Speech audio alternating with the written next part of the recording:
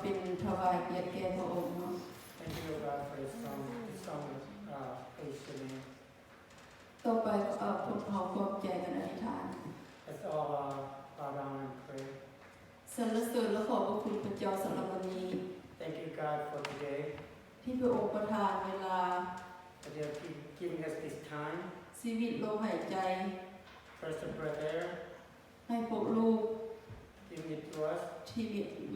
มีโอกาสมานมัสการพระองค์ในวันนี้ That we get a chance to come and worship you today. ขอพระองค์เจ้าทรง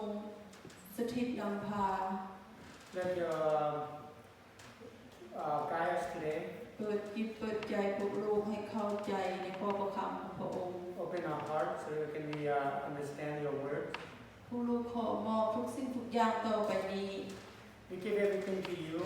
ในการทรงนำพาในพระนามพระเยซูคริสต์เจ้าอาเมน so that we can give praise to you in your name, Jesus. Amen. ต่อไปเตรียมอ่านพระคัมภีร์พระบิดา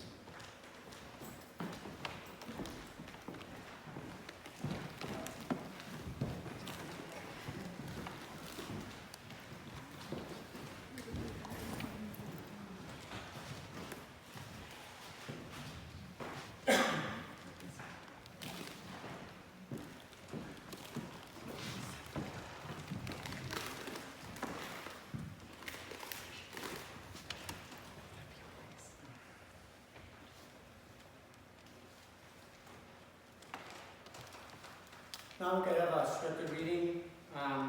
from Colossians chapter 3, verses 1 to 4. Since then you have been raised with Christ. Set your heart on things above, where Christ is seated at the right hand of God. Set your mind on things above, not on earthly things. For you died, and your life is now hidden with Christ in God. When Christ is in you, life appeared. Then you also will appear with him in glory.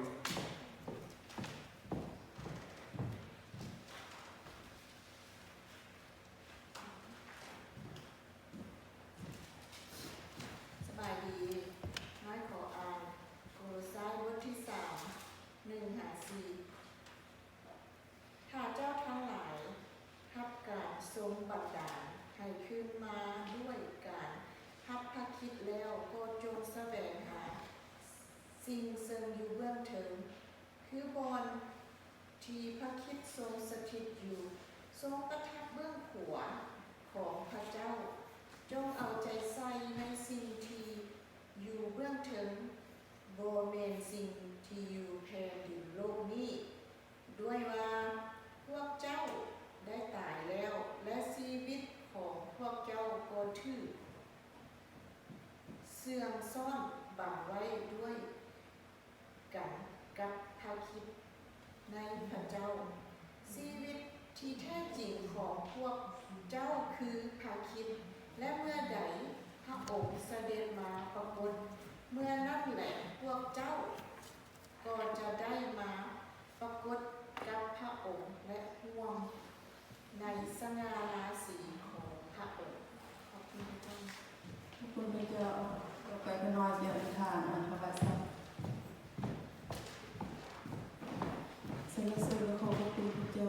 Give thanks to you, Lord. ที่พระองค์ประทานชีวิตลมหายใจความ Give รั us ก life and fresh breath air and love อันยิ่งใหญ่ที่พระองค์ทรงมอบให้แก่พวกลูก from the high above that you have given to us. ขอบพระคุณสำหรับทรัพย์สินที่พวกลูกมีอยู่ We give thanks for this offering. ขอให้พระองค์เจ้าทรงนำพาพวกลูก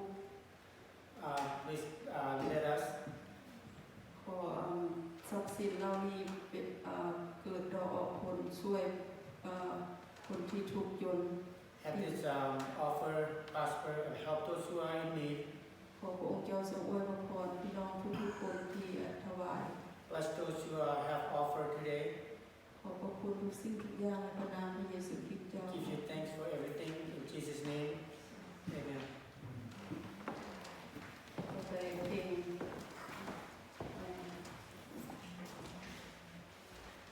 ขอโปรดฟัง